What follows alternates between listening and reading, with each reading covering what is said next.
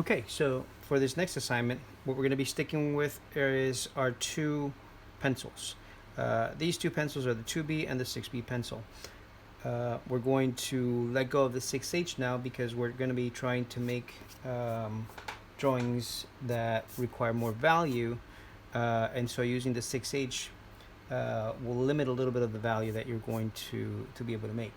So because we're still working with the blending stumps, the 6H doesn't come into play as much. So the reference that we have is a drawing by Giorgio Morandi, very famous still life painter.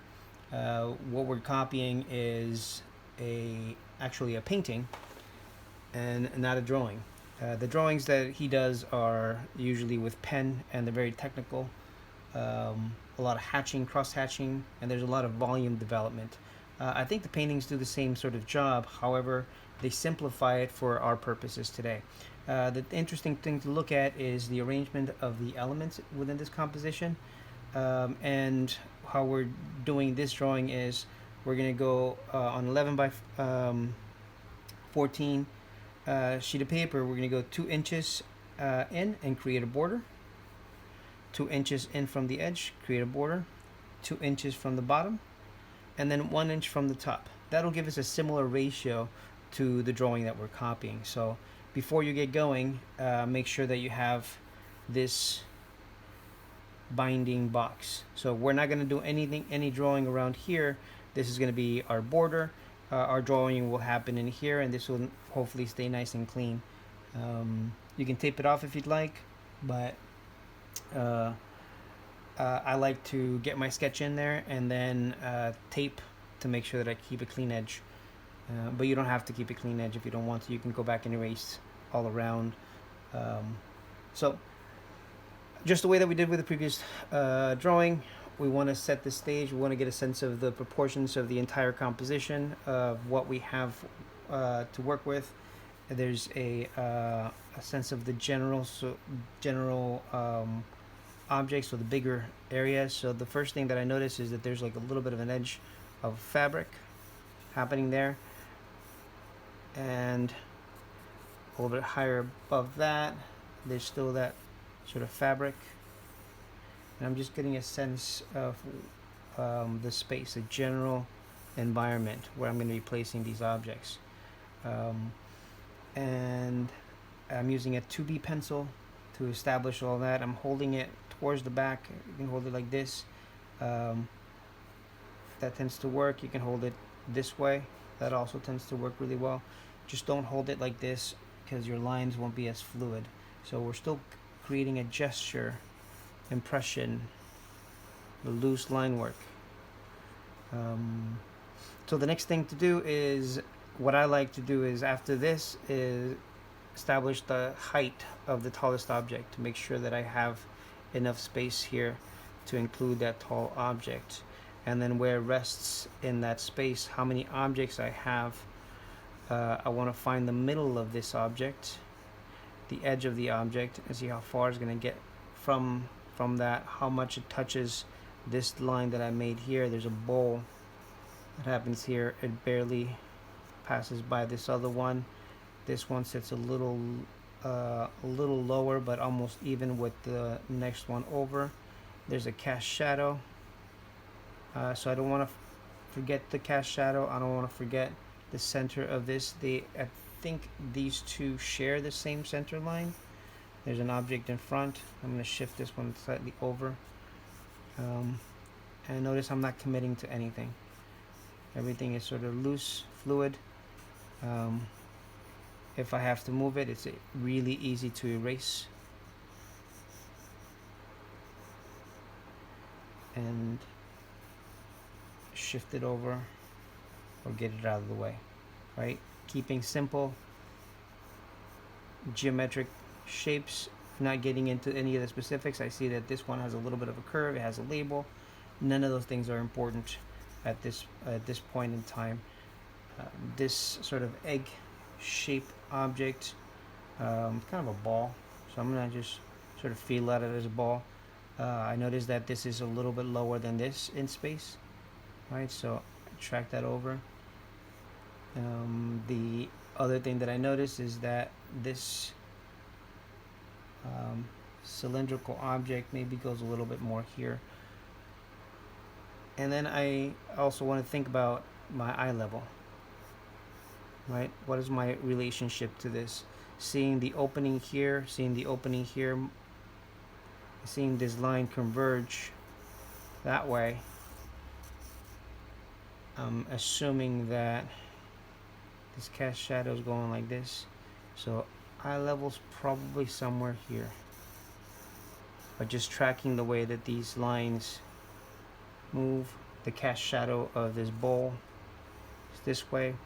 And I'm probably missing some space here, but the idea here is to capture more objects than less. And if your composition's slightly off, that's fine. That's the little variety that we're going to get between each person's drawing, and that's perfectly fine. Instead of curving this, I'm going to make straight lines and then see where this bottle begins to taper. I think it's a bottle.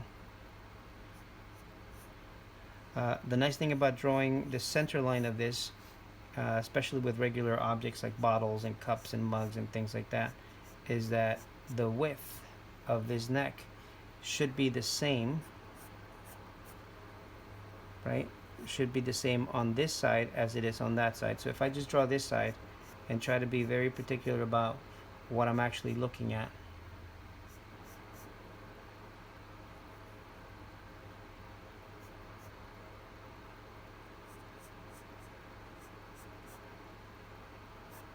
then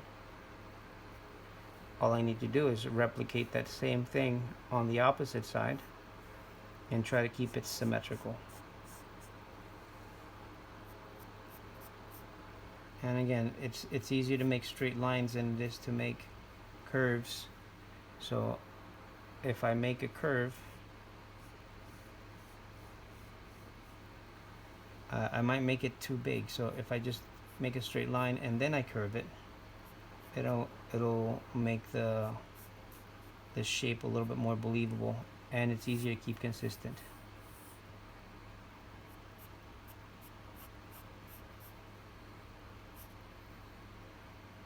Might need to go a little wider here. So I'm assessing as I go, and I'm making adjustments also as I go. So that first layout needs to be shifted a little bit over so that it conforms with the actual volume that I'm seeing now. And obviously the front of the object, this is the closest part, so this needs to taper towards me. This up here, it seems to be fluted, so that means it goes out, and I can't see on top of this, which is what's telling me that my eye level is somewhere here. So I can't see on top of it. I can see slightly underneath this sort of lip of this bottle.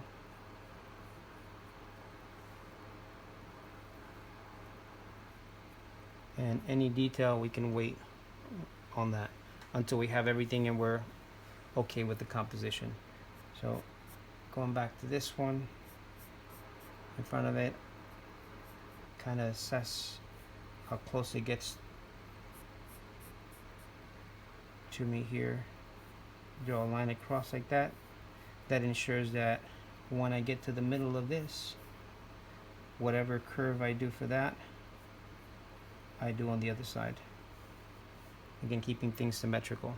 I can see inside of this, same idea as this. Draw a line across. Make sure that this is bigger, this is a little smaller. Ride that edge.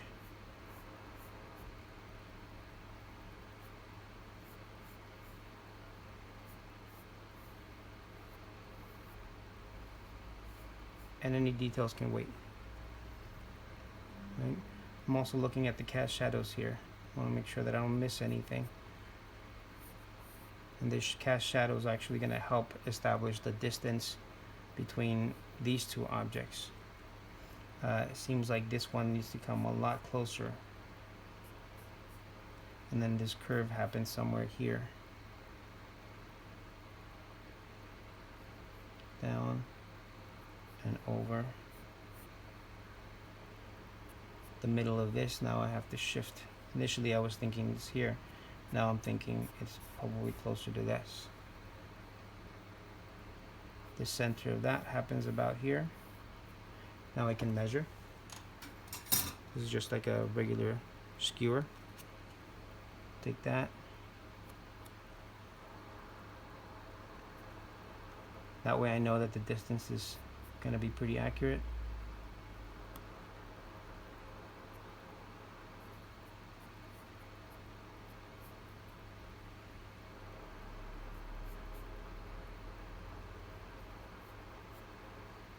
And again, because it's cylindrical, this is going to come down to about here. And this one seems like that side is a little bit over. So I might need to adjust my center line to almost match this. Now it makes sense. So it is perfectly normal to make adjustments, so long as you don't mark your paper too hard. It's easy to make those adjustments. And right now I don't like to use an eraser until I want to clean things up. I want to clarify something. So an eraser isn't the tool that I use at this moment. I'll rely on an eraser once I start solidifying the drawing, and I want to get rid of some of the things that maybe aren't working so well. But as I'm adjusting, so long as I keep the sketches really light, I should be able to just draw right over it. And again, the cast shadow comes off of this. Really paying attention to where the cast shadows begin and end. From the rendering exercise, you'll notice that cast shadows are usually denser, darker towards the object, lighter, more diffused as they rake away from the object.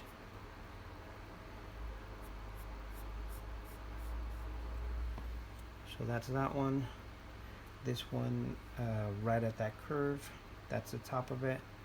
So this is the closest part. There's the line to divide, same as that one.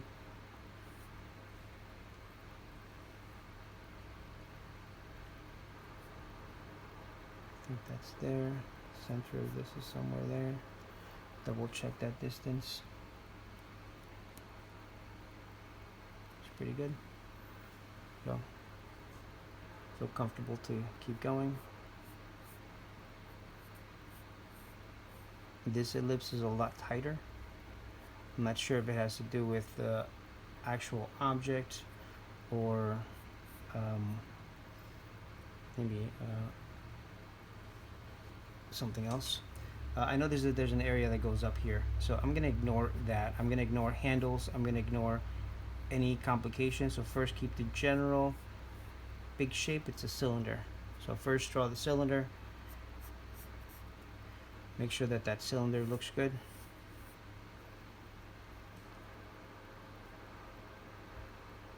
After you have that cylinder, then you can make edits. So if this had a handle, I would put a handle on this.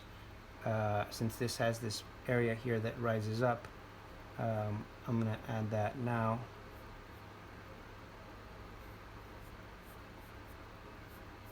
And it'll make it a lot easier to include that now than it would if I try to include it before.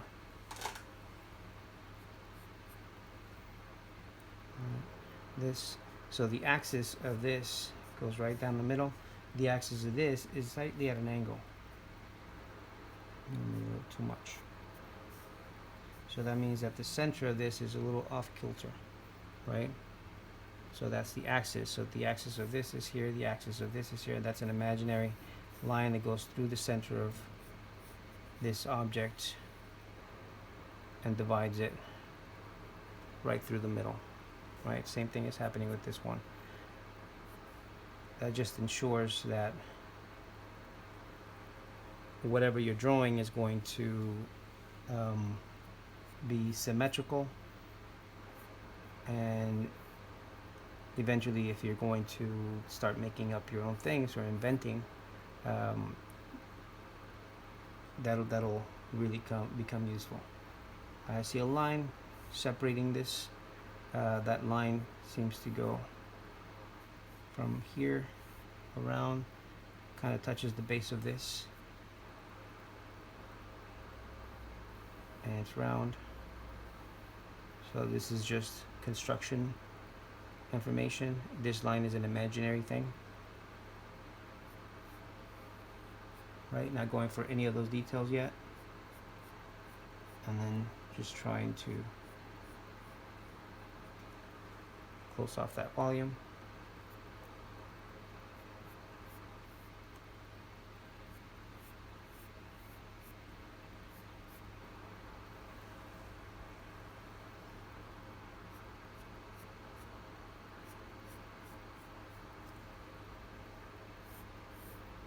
And give this one its shadow. Shadow gets relatively close to that, and then this one you can really see that phenomena of the value getting darker as it gets closer to the object, lighter, more diffused as it goes away. Alright, so at this point we have the sketch of everything that exists in that space. Basic layout. Maybe there's slight variations, but that should be fine. So the next thing you want to do is add value to the background. Actually, no, before you do that, get some details in these. The details that I would want to add would be the kind of ribbon-like value that happens around this.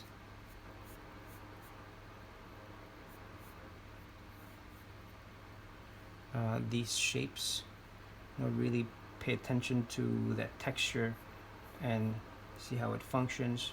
Start with one, and the thing with texture is that it repeats. Once you figure out the system, then it's just a matter of inventing the rest of it, and you can make things look believable by the way that you describe them. And so long as you get a couple of them correct or pretty accurate, we'll believe the rest.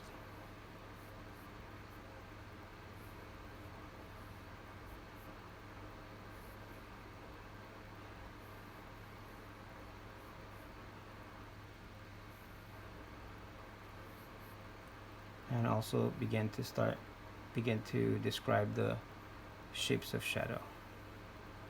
Right, so all of this is in shadow. The inside of this is in shadow. So the lip closest to us is going to be light. The inside of this bowl gets the darker value. This gets a little bit lighter here, darker here, right? Because this is creating a shadow for this. This big shape here, kind of down the middle like that. That's the area of shadow. Goes up.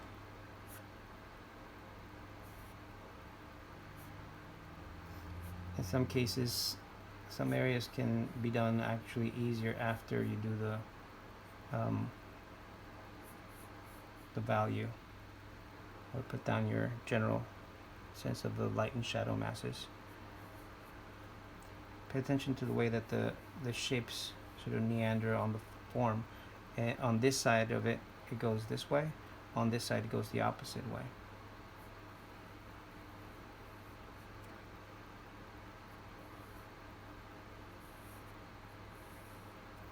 So these are just guidelines of where you'll eventually add some of that value description.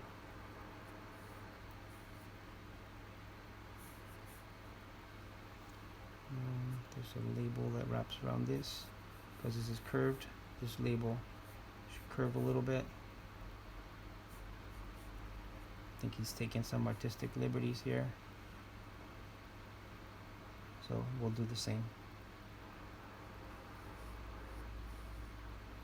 So instead of filling it in, I want to get those shapes working first. And then it's like a coloring, it's closer to like a coloring book. So it makes your life a lot easier that way.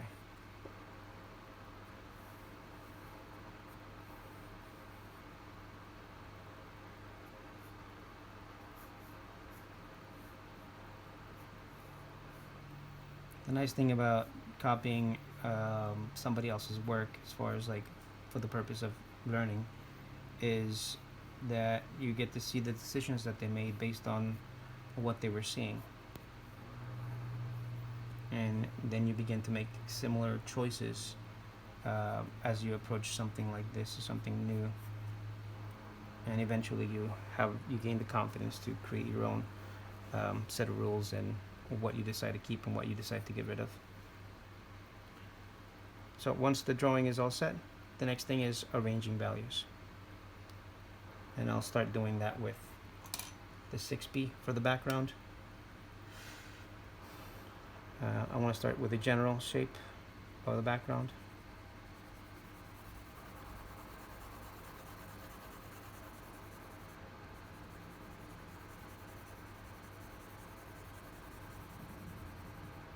Laying the pencil down like this will give you the most range, the lighter value.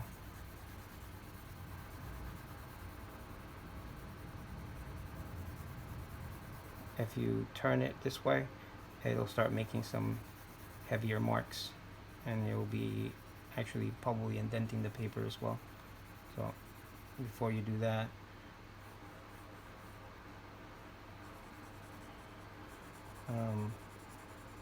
try to